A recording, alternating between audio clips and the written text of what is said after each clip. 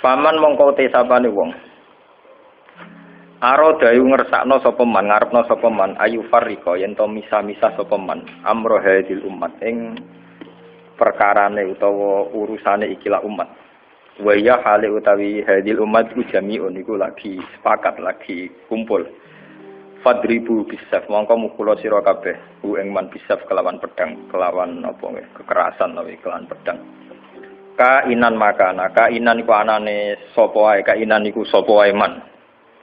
Tegese sapa wae kana tinemu sapa man. Soale kainan mangkana iku ya siapa saja. Niki kula waca niku nggih napa? Kula sekali mukadimah nggih.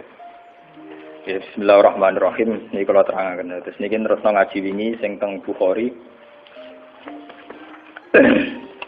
Ngaji ini untuk konteks ini bersifat tertutup. Jadi yang tidak ikut ngaji, mboten usah. Kalaupun dengarkan rekamannya harus dipandu ya, karena ini sensitif. Ini sensitif. Hadis fitnah itu dimulai dari tragedi-tragedi yang akan dialami umat Islam. Terus di akhir hayatnya Nabi itu sering ngendikan bahwa urusan kalian yang akan datang itu yu'radu aliyah. Semuanya pernah ditampilkan kepada saya. Termasuk tragedi-tragedi kemanusiaan yang akan dialami umat ini. Itu di akhir-akhir hayat Nabi sering ngendikan bahwa saya sebagai Nabi, sebagai Rasul, yu'radu alayya amrukum. Termasuk semua dipintaskan ke saya, ditampilkan ke saya. Jadi sehingga Nabi melihat umat akan mengalami apa itu ya kayak melihat video, melihat TV. Termasuk tragedi KBBT Said Husain. Nah, ketika itu sudah menjadi keputusan Tuhan, keputusan Allah, Nabi itu hanya bisa memandu secara syariah. Tapi Nabi tidak bisa merubah itu sebagai takdir.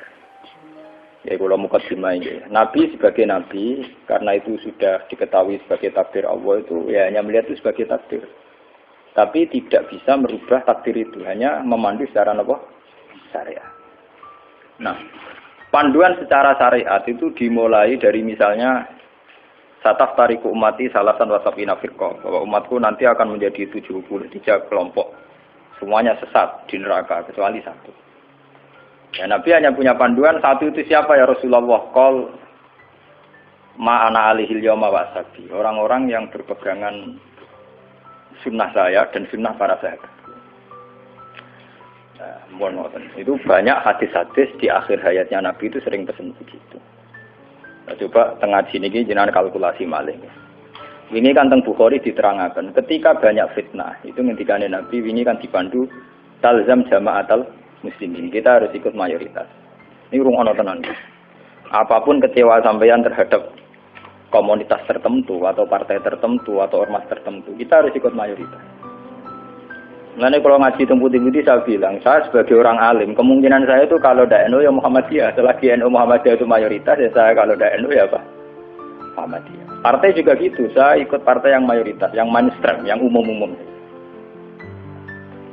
Karena bisa dihitung ya, kalau setiap kebenaran itu diekspresikan lewat partai atau lewat ormas tertentu, berapa sih kebenaran bisa kita lakukan? Kita tidak usah nyebut contoh ya, misalnya sampean meyakini satu kebenaran A dan B, kemudian bikin partai. Paling panter kamu sebagai manusia atau hanya bisa melakukan A dan B. Ada partai tertentu yang ingin memperjuangkan kebenaran tertentu. Paling banter hanya memperjuangkan 1-2 bentuk kebenaran. Nah, masalahnya ketika semua ini punya ruang gerak untuk bikin kelompok, kelompok ini akan menjadi banyak dan nggak terkendali. Semuanya punya bendera sendiri, punya partai sendiri, punya ormas sendiri. Coba sekarang tuh sampean kalau melihat di berita-berita, berapa kelompok yang atas nama karena Nabi serbanan hitam merasa harus serbanan hitam. Karena ada riwayat bahwa Nabi itu pilokan, terus kemudian mereka kalau sudah pakai pilok merasa mengikuti sunnah Nabi. Yang nggak pakai pilok enggak. Memang Nabi itu pakai semir. Dulu semua riwayat mengatakan Nabi Abu Bakar semua itu pakai semir. Ya gaul, Nabi lah itu pakai semir. Dan Nabi itu gaul pakai semir. Tapi semir yang sunat itu memang merah. Di kitab-kitab fikih semir yang sunat apa? Lho iki sing nate ngaji fikih semir ireng malah haram to. Sing sunat apa? Nah, jadi misalnya dari KNO atau sembilan ada apa ke daerah wah, gaul bah. Akhirnya ada kelompok tertentu niru semirane Nabi terus gawe kelompok tertentu. Begitu terus. Nah itu kalau kita turuti itu akan menjadi faksi-faksi, kelompok-kelompok kecil yang akan menyulitkan. Sebab itu Nabi mandu kalau sudah fitnah banyak itu talzam jama'atul muslimin. Kamu harus ikut mayoritas. Coba sekarang misalnya menyangkut Jumatan saja. Berapa masjid yang mengharamkan dipakai kelompok lain? Dan berapa masjid yang digeruduk, dirubuhkan oleh kelompok lain pula? Hanya karena satu keyakinan kebenaran kemudian diekspresikan dalam bentuk ibadah. Misalnya masjidnya A beda dengan B. B dengan apa? C. Itu kalau dituruti tidak ada selesainya. Nah itu Nabi berpesan, kalau ada kelompok Islam yang sedang solid, kok ada yang ingin memecah, itu boleh diperangi. Fadribu bisab itu boleh dilawan. Bahkan harus dilawan dengan kekerasan. Kalau harus dengan kekerasan, ya boleh pakai kekerasan. Lalu itu kenapa Nabi se-ekstrim itu sampai menghentikan fadribu bisab? Orang itu harus dilawan dengan kekerasan. Ya tentu kalau kekerasan itu harus menjadi alternatif terakhir. Tapi yang jelas harus dilawan. Ya. Dalam teori modern ya harus dilawan. Tidak harus dengan pedang, harus dilawan. Kita punya sejarah dulu ya. Kayak dulu ketika mainstream Islam di Indonesia itu mengikuti pola NU atau Muhammadiyah. Dulu kita punya LDI, punya Darul Islam yang dipimpin Kartosuwiryo. Kebetulan tetangga saya dulu orang Rembang, orang Sulang, daerah saya. Kemudian ada gerakan Aceh Merdeka. Kemudian ada Junduwo, ada kelompok-kelompok yang karena terinspirasi oleh Islam, termasuk kelompok bom bunuh diri dan sebagainya. Kemudian mereka menjadi firqah hanya karena meyakini satu dua kebenaran yang ingin diperjuangkan. Tapi kelompok ini kan tidak mayoritas terus risikonya kan kurang komunikasi, kurang konsultasi, kurang silaturahim dengan kelompok lain. Nah itu repot. Sehingga kayak di Mekah ada Wahabi, di Mesir ada Ikhwanul Muslimin, di Palestina sendiri ada Hamas, ada Al-Fatah, di Syria ada Amal Syiah, ada Syiah Imamiyah. Di Indonesia sendiri semenjak era kebebasan berbagai front-front ya banyak sekali. Semuanya mengatasnamakan apa? Memang kita terima kasih dalam hal tertentu yang diperjuangkan. Kita fair, terima kasih.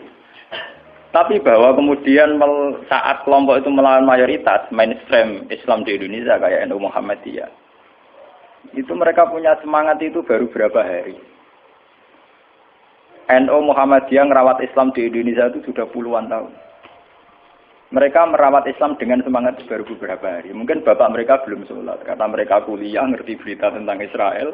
Atau ngerti berita tentang kemungkaran. Kemudian menjadi ekstrim. Nah, cara bahasa kasarnya berapa hari mereka kenal Islam. Sudah hanya satu dua kebenaran yang diperjuangkan. Mereka anti sama kebenaran sudah jalan lama. Yaitu kebenaran yang ditanamkan leluhur kita. Mulai ngajari anak-anak caranya sholat, caranya baca doa iftitah, caranya tumak Nina caranya sesuci dari najis. Nah, tapi kelompok-kelompok yang istiqomah ngajar ini kan tidak menjadi populer karena ada demo pakai bendera besar-besar. Kelompok apa?